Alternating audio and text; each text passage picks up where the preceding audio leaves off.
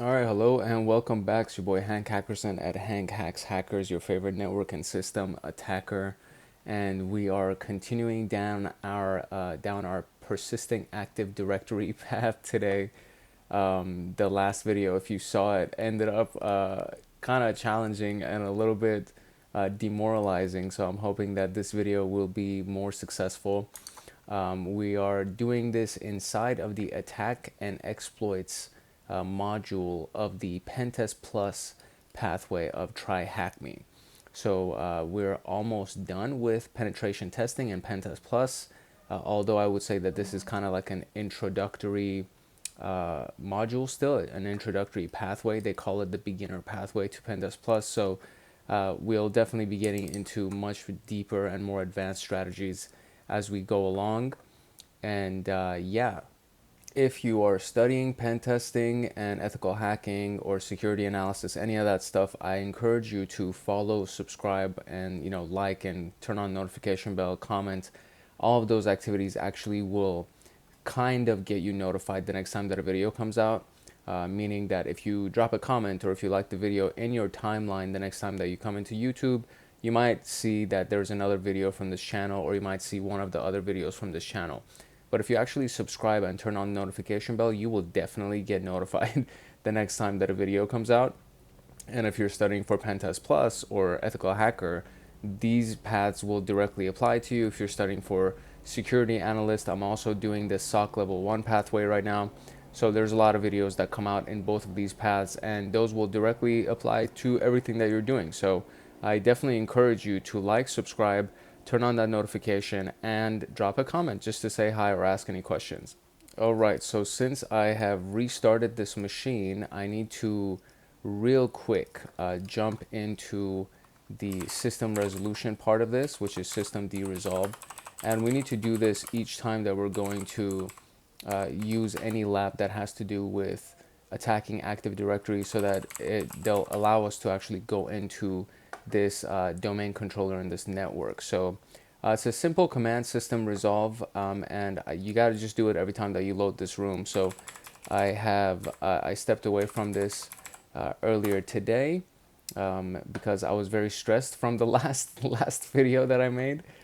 So I went to the gym and came back, and now I'm gonna try to do the rest of these videos, or the rest of these tasks, and get it done. So when you run the command, you gotta also run ns lookup just to make sure that everything is all good. And so it is. If you did it correctly, then you'll get this as your ns lookup response that says that we're connected to the THM domain controller at ZA TryHackMe, and this is the address that we connected to. And then another useful thing is that when you do IP add, what's the name of it? Persist, or IP add show persist AD, then it'll give you the IP address of the VPN. And so this was one of the things that I actually kind of had a challenge with in the last video that I was recording. I kept trying to do it against my attack box IP address, which shows up here. I was trying to use this IP address instead of using the actual IP address of the VPN that's assigned to us when we connect to the system resolve interface, so on and so forth. So it's very, very important that you understand these pieces of it and you actually do those pieces before you jump into any of these tasks. And then another piece is that you got to make sure that you've done the breaching AD, enumerating AD, and exploiting AD rooms, so that you have a good foundation of what's going on when we go in here. Because all of this stuff is pretty much assuming that you've done all of those things and you know exactly how to get an administrator login, so on and so forth, because they give us an administrator login at the beginning of all this. And this is not how it works in the real world. In the real world, you actually have to find this information first and then get into the system and then persist, meaning stay in the system. So this is all assuming that you've done all of those things and you've watched all the previous videos, so you know what you're doing. And also persisting through credentials is how we got the NTLM hash value of the Kerberos TGT account. And this is also important. So just knowing how to use Mimikatz to get that initial desync or DC sync so that you can get all of the usernames and passwords and all that stuff is also very important. So all of these things are crucial for you to do. And I don't know if I have to do them for the remaining tasks, but in case I do, then you'll get to see me do it again. So, all right, so let's jump into persistence through SID history, which is the security ID. And history can be whatever we want it to be. Security identifiers have been discussed before, but for a recap, they are used to track the security principal and the account access when connecting to resources. The legitimate use of an SID history is to enable access for an account to effectively be cloned to another. This becomes useful when an organization is busy performing an AD migration, as it allows users to retain access to the original domain while they are being migrated to the new one. In the new domain, the user will have a new SID, but we can add the user's existing SID in the SID history, which will still allow them to access resources. So history can be whatever we want it to be. The thing is, SID history is not restricted to only including SIDs from other domains. With the right permissions, we can just add an SID of a current domain to the SID history of an account. And then what we can do is normally require domain admin privileges. When the account creates a logon event, the SID associated with the account are added to the user's token, which then determines the privileges associated with the account. This includes the group SIDs. We can take this even further by injecting the enterprise admin SID, since this would elevate the privileges to effective domain admin in all of the domains in the forest. And then the SIDs are added to the user's token. Privileges would be respected even if the account is not a member of the actual group ID. So making this a very sneaky method of persistence. We have all the permissions we need to compromise the entire domain, maybe even the entire forest. So forging history. It seems that we need to do a secure shell as the administrator of ZA, and then start up PowerShell, run the get Active Directory user command, and then find the username that we want to choose in this particular example. So what it says is that before we forge SID history, so it's get an SSH session on the THMDC using the administrator credentials. Before we forge the history, let's just first get some information regarding SIDs. Firstly, let's make sure that our low privilege user does not currently have any information in their SID history.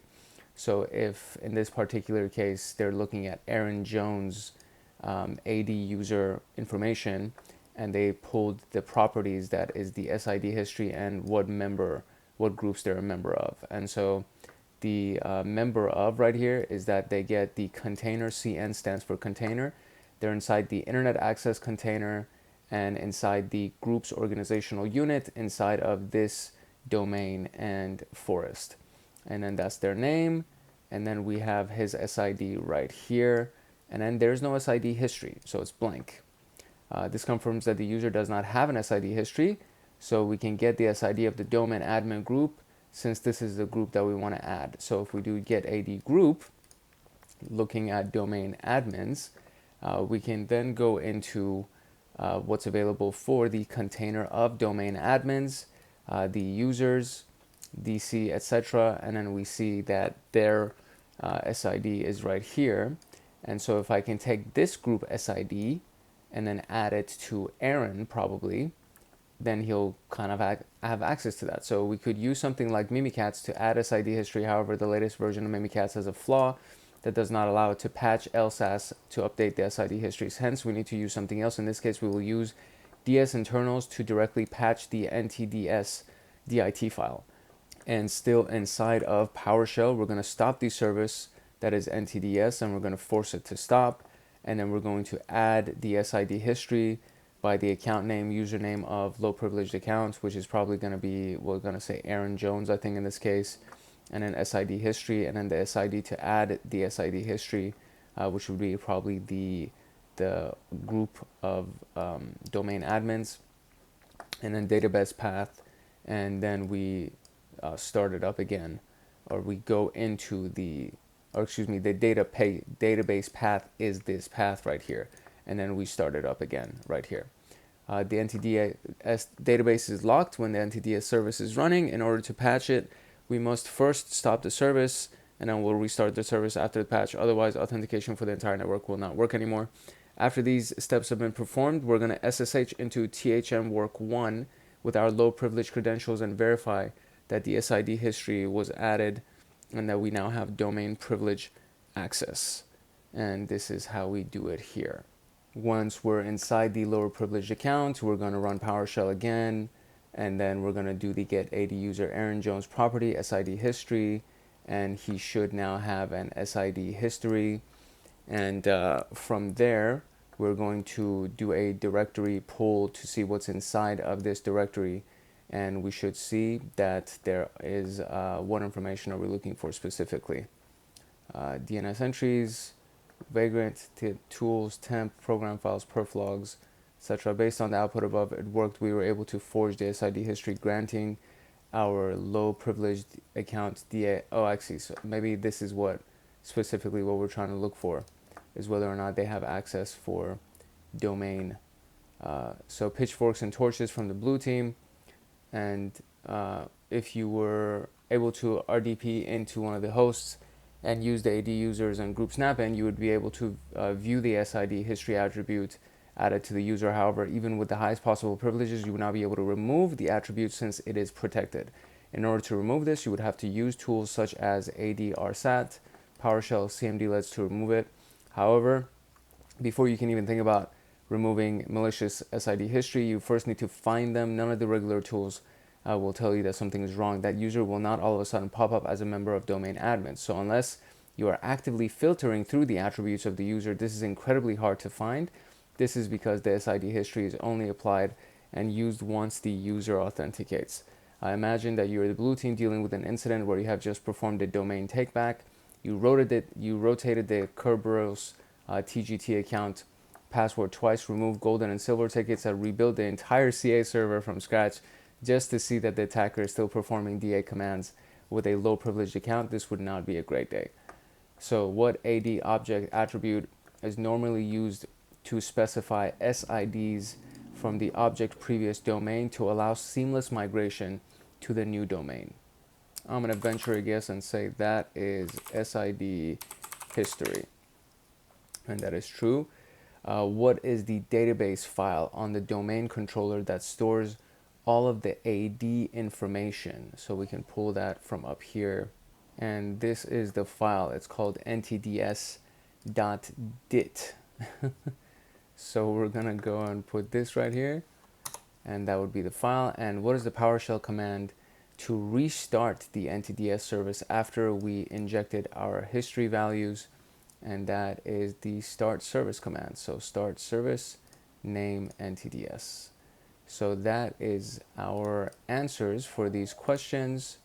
And now we are free to run the exercise and try to do this with everything that we got. So the first thing that we got to do is SSH into to the administrator shell, and then from there we got to dump all of the username and passwords so that I can actually pull the username or not the username but the password hash for Aaron Jones, and then we'll have something that we can use to log into Aaron Jones's account. I think that may be the reason why the last video ended up badly, because I think I was missing that piece now that I think about it.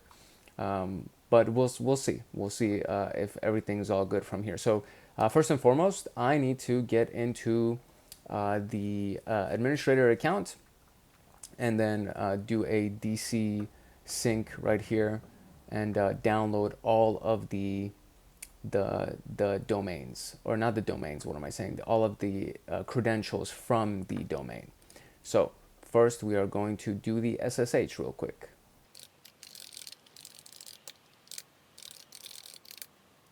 All right, cool. We are now in the THM work terminal, and then from there we are going to run Mimikatz so that we can go ahead and do the DC sync and download all of the files. So there is Mimikatz activated, log mode activated inside of Mimikatz, and then we are going to run this command and watch the magic work. That's going to take a minute to finish, and then it'll dump all of these credentials inside of the path that we want. And then from there, we're going to secure copy it into our attack box terminal. And from here, I'm just going to actually open up a new window so that it's a little bit easier to manage this whole thing. And then once we have that, we are going to get Aaron Jones's password hash so that we can decode his password hash and then have his password and then be able to log into it. All right, so we got that done. Whoops, I typed in the wrong terminal. It's going to be here, and so if I do a dir command, I will see that all users DC dump is right there. So now I get to secure copy that into my terminal right here, and you should be very familiar with this command by now. So just kind of skip through that part just so you know what's up. And then TryHackMe would not guess one at. So yes, TryHackMe would not guess one at. And we got it. So now we do a ls command and we have the all users right here. So from here, I am going to nano into that file, and I'm going to do a Control W to search in it, and we're going to look for Aaron Jones. And there is Aaron Jones. He's going to be our lower privileged account. And for Aaron Jones, we need his NTLM hash, which is right here. So we're going to use his NTLM hash, and we're going to exit out of this, and I'm going to do nano Aaron hash.txt, and we're going to paste this in here, and we're going to save that. So that's going to be the Aaron hash. And what I can do now is I can actually, let me see if I can, because there's a website that kind of does these things for us. So maybe we could just use the website. And I forget what the name of the website is, but we could probably do a little Google thing to find out. CrackStation, there it is. That's the website. So we go to CrackStation, we paste the hash. If it is a common hash, it'll find it for us, and there we go. That's his password, just like that. So now we have Aaron's password. Okay, good. So password 1 at. Okay, so now I have that. I really think that's what I was missing in the last video. Now that I've had some time to think about it, and I went to the gym and worked off all the stress, I came back, and now my brain is a little bit fresh. So I feel much more secure about this process. Okay, so now that I have that, now we can go here and go from the very, very beginning and try to figure out what the hell we're supposed to be doing here. So nested group, no, that's not what we're doing. SID history. So for SID history, we need to go into the THMDC using the administrator credentials, and that is going to be THMDC. I want to say we also had to do it here, so they kind of give us this thing. This is where I'm supposed to be logging into, is THMDC right here. .za.tryhackme. So we're going to go here. I am going to exit out of this shell, and I'm going to do SSH into administrator at, and then we will paste THMDC in here, and we're going to go in there.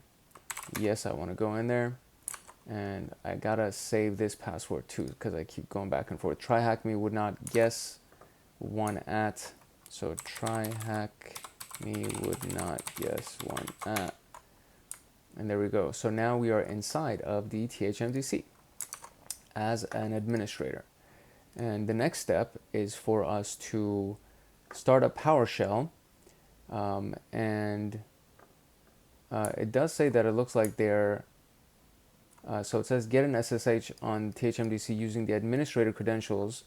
Before we forge SID, we just need to get some information regarding the SIDs. Firstly, let's make sure that our low privilege user does not currently have any information. So Aaron Jones is going to be the guy that we're doing all of this for.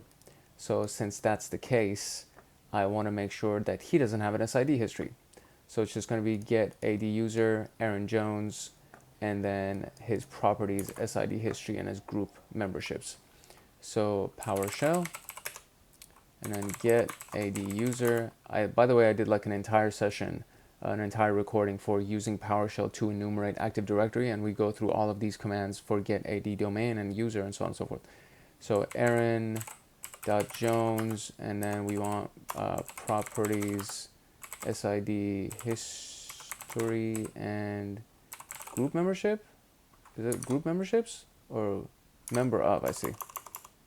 Member of. All right, there we go. So he's a member of this group right here, and his SID history is blank, so that's good. And so what is he? He's in the container of AM0 net group, OU IT, OU people, DC, and this is the distinguished name. And then he's also in the internet access container inside of the groups, inside of that. Okay, so he's a member of those groups, and we've confirmed that he does not have a history. So now we need to get the domain admin group so that we can get the SID of the domain admin group. Get AD group domain admins, and there's that. So now we have the SID of the domain admins group, and now we can stop the service, which is NTDS. So we'll just copy paste that in here. Okay, I guess service was stopped, and then we are going to start, not start, excuse me, we're gonna modify it real quick. So we're gonna add this, and then I really don't like it that it's so like dark that you can't even see what some of these things are in the middle. But SID to add to SID history is going to be this SID. That's the domain admin SID.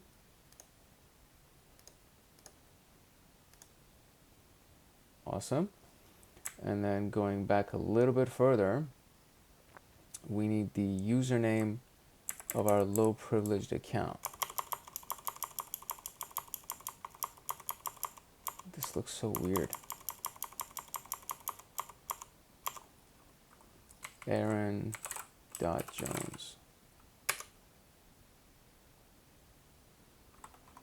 Okay.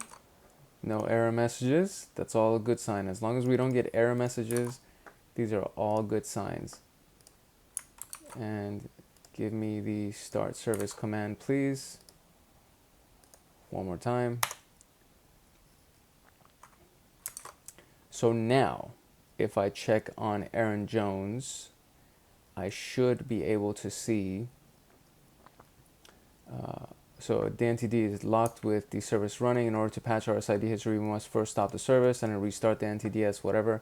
After these have been confirmed, let's SSH into this with Aaron Jones and verify that the SID history was added and that now we have domain admin privileges. Okay, so the domain admin ends with 85512. I'm just gonna save this too, just in case, man. You never know when you need these things. Nano domain sid.txt, and then we're gonna save that here. Okay, so now we have a domain admin as well. Yeah, great. All right, cool. So now I get to exit PowerShell, and I get to exit this login, and I am going to now SSH as Aaron.Jones at it is, what is it? THM work 1, which is this. What happened to the IP addresses? Okay, well that's weird. But I think I can do THM work 1 .za .tryhackme.loc. I should be able to just log in that way. So THM WRK1. So THM WRK 1.za.tryhackme.loc, and his password is password with a capital P 1 at. Password 1 at. Let's go, bro. We're inside Aaron's account. Ha! I really think that's what I did wrong in the last time. Seriously, I really do. Okay, so now we're going to run PowerShell as Aaron, and then we're going to run the get AD user command. So PowerShell, and we are now PowerShell as Aaron, get AD user Aaron.Jones, and then I want proper, I can't see what I'm typing because it's freaking blacked out, properties, SID history, and member of, so freaking weird. Look at that, his SID history has the freaking admin SID history in here, bro. Damn, Aaron. Hey, Aaron just got, hey, Aaron. He just got admin privileges, bro. Okay, so the last thing that says right here is to verify it. And the way that we verify it is by doing a dir on this. And I don't understand what the big deal is.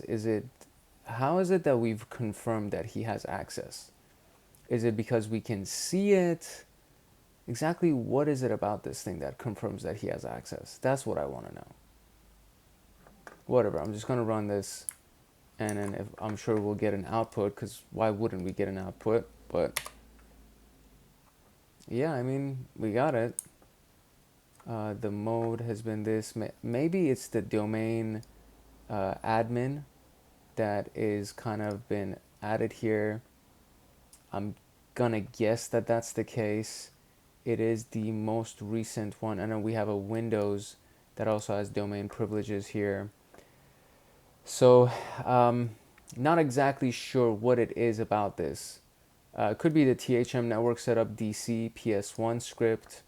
It could be any of these things that kind of gives it away that this thing has domain admin history attached to it. But I just know that it worked. There were no error messages. I am extremely happy that we were able to run all of this exercise and actually get it done. And I truly believe that it's because last time that I did this, I did not go into the all users DC dump. I did not get his hash, and I did not go to CrackStation to reverse his hash so that I can get his actual freaking password. And I think that was the issue. So now that we have done it, let's jump into the next task, which is persistence through group membership. Persistence through group memberships, as the name implies, is simply, I guess, getting membership to a specific group, right? So if we don't want to tamper with SID histories, we could just add ourselves directly to the group for the persistence. While SID history is a great persistence technique, credential rotation and cleanup still can remove us. Excuse me. While SID history is a great persistence technique, credential rotation and cleanup can still remove us.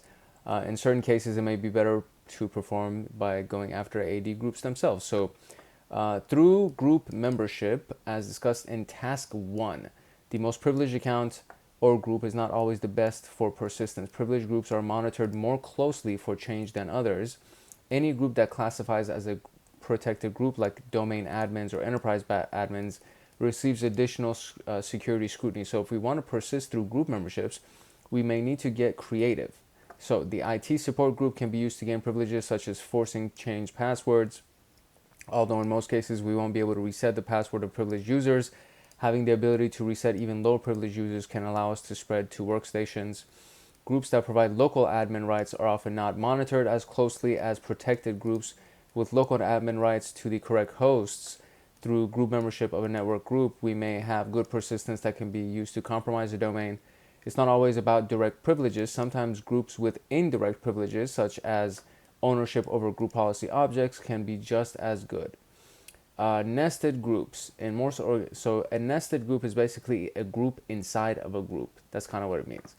A recursive group is a group that is a member of another group. So we can think of it as group nesting.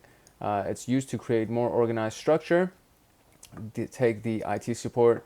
IT support is very generic, so perhaps there are subgroups like help desk, access card managers, network managers inside of IT support group, right? So we can add all of these groups as members to the IT support group, and then yada, yada, yada. While group nesting helps organize AD, it does reduce the visibility of effective access take the IT support example again. If we query AD for memberships of the IT support group, it would respond with a count of 3.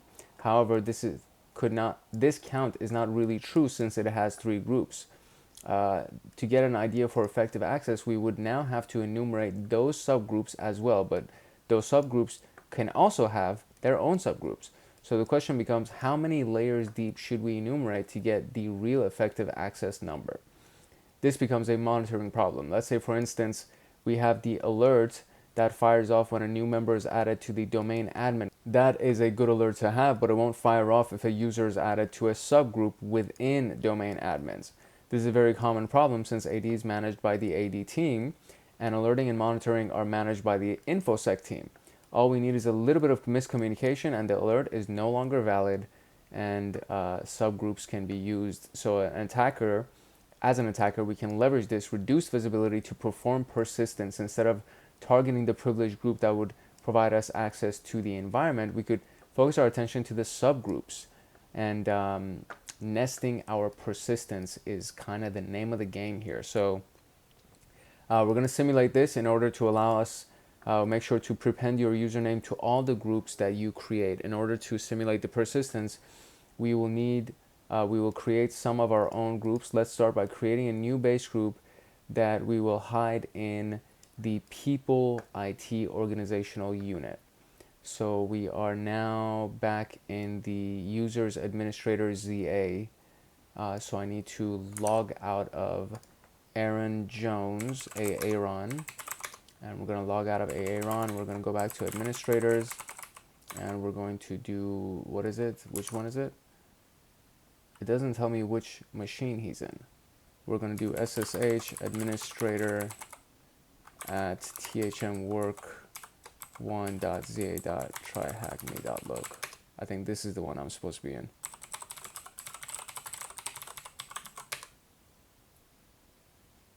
Yeah, this is the one. Yep, okay, that's the one. Okay, so now I need to do this whole command that will allow me to add the username.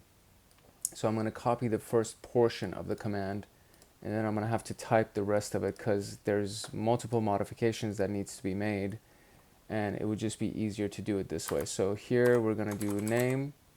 It's going to be aaron.jones and then it's going to be net group 1. That'll be that. And then Sam account name aaron.jones nest group 1.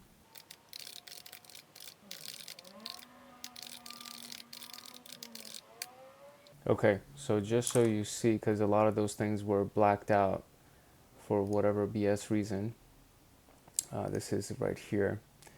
So this is the full command right here. So new ID group path is going to be the distinguished name of the group that we're adding him to, which is the organizational unit for IT, organizational unit people, and then this is the actual distinguished name for the domain in the forest. And then we have the name, which is Aaron Jones. So Aaron.Jones and then net group 1 and then Sam account name. So name, anything that has a dash in front of it gets blacked out for whatever reason. So name, Aaron Jones, Sam account name, Aaron.Jones underscore nest group 1, display name, and then group scope global, and then group category security. So that's the full thing that we ran here, and we did not get any error messages. So I think that's actually all good. So now we're going to create another group in the people sales OU and add our previous group as a member. So the first group that we made, so this is net group 2 and then nest group 2, global, so on and so forth. And then we're going to add the nest group 2 to nest group 1. Okay. So, all right, so that's fine. So I'm going to run the commands one more time. And we're going to speed through this in the edit, so hopefully it'll be a little bit quicker. And I will not talk out loud, because when I talk out loud, I sound all mousy when I speed through the edit. So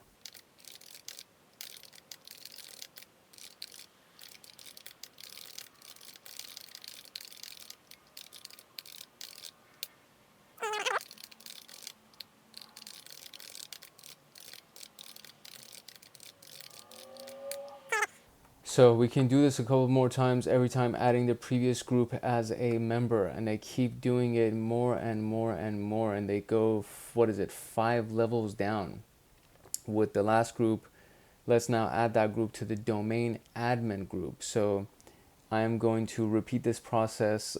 I'm going to repeat this process 3 more times, and then add it, one after another, until we get to group number 5. So this is just going to be a lot of sped up typing after this.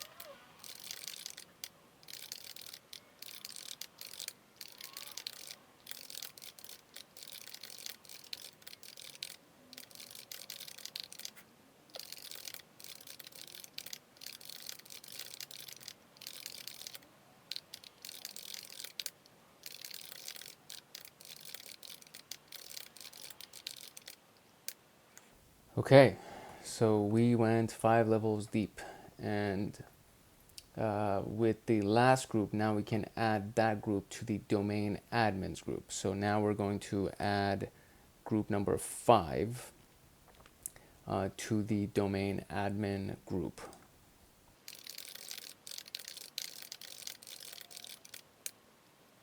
Okay, I misspelled identity.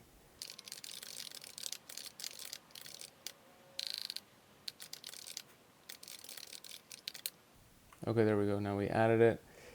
And now let's add the lower privileged AD user to the first group that we created.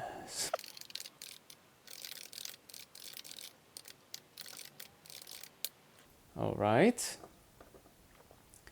And now the low privileged user should now have access to the domain controller. Let's verify this by SSH from the terminal. Let's verify this by using our SSH terminal on THMWork1. Okay, so there's so much that just happened right now. It's crazy. Exit, and then we're gonna SSH into Aaron Jones at thmwork1.za.tryhackme.loc, right? THM, do that, and then password. There it is. And now we can go and run the dir command on THMDC.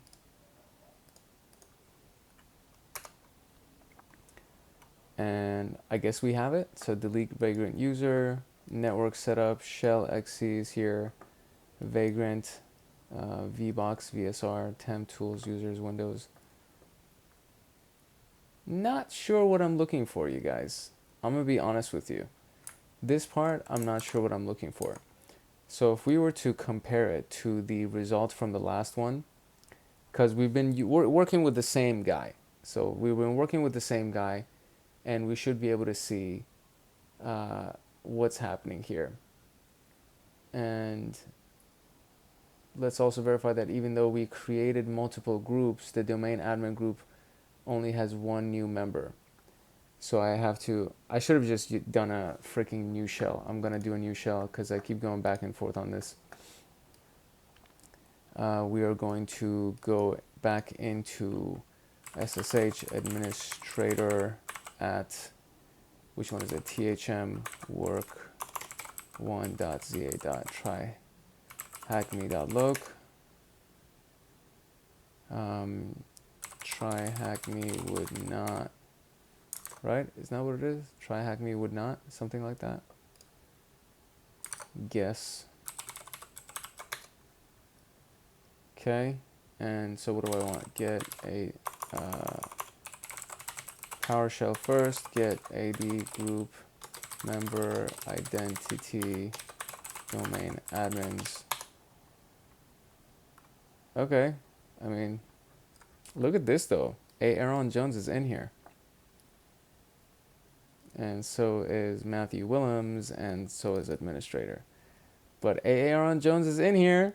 Aaron Jones, what's up, Aaron Jones? He's in here.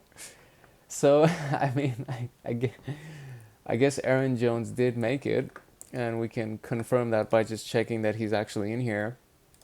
I just don't know what part of this implies that he's inside of the domain admins group. So that's what I wanted to do actually. So before I got caught up with that part, so we had persistence through certificates, and at the very end, no, not this one, it was this one, SID history. So we had persistence through SID history, and at the very end we ran it, and he had perf logs, program files, temp tools, user, vagrant, windows.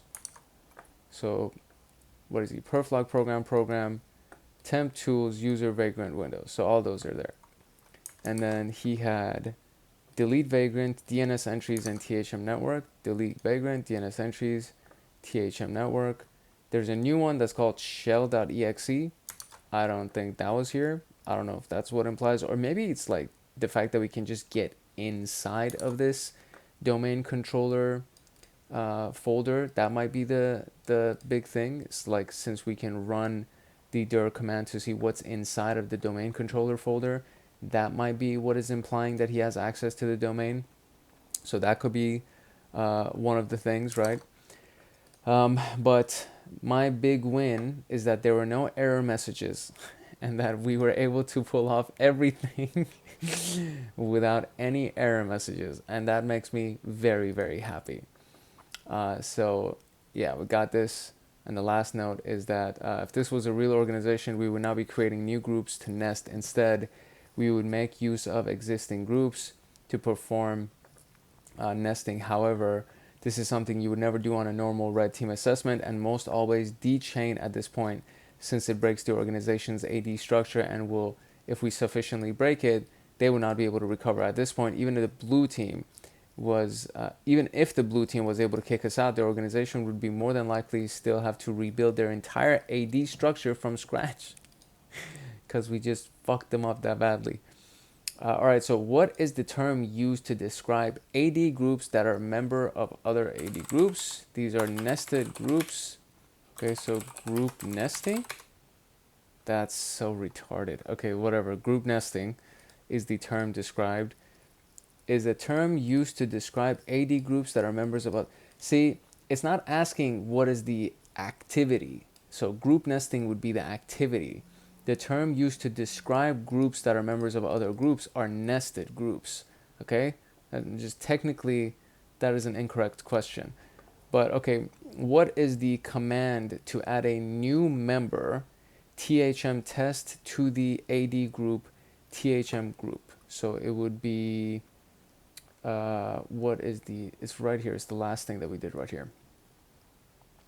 Add AD group member identity and then members of the thing. So it's going to be, identity is going to be the domain admins, and then the member is going to be the member name. So, okay. So add AD group member. Identity is the group name, THM group, and the members is, what's his name? THM test. Yeah. All right. I feel very, very good about the fact that all of these things are happening without any errors. This is very, very exciting. So since we are just kind of making progress and this is all moving along smoothly, I wonder if I should just keep going and have this just be one giant recording to wrap it up, or if I should just break it. I am going to break it. So this was going to be part 2, and then we're going to do part 3 where we cover the last 2 sections right here. So it's your boy Hank Hackerson at Hank Hacks Hackers, your favorite network and system attacker. And we just did, I think, tasks 5 and 6, I want to say. Yeah, I believe we did 5 and 6. Yeah, we're just gonna kind of run through it and come back to the next recording, which will end up covering tasks 7 and 8. And then we will officially be done with Persisting Active Directory. If no one else loves you, Hank loves you. Love, peace, and chicken grease. I will see you in the next video. Make sure that you like, subscribe, and turn on the notification bell so that you get notified when the last video in this series comes out. I will talk to you guys soon. See you in the next one.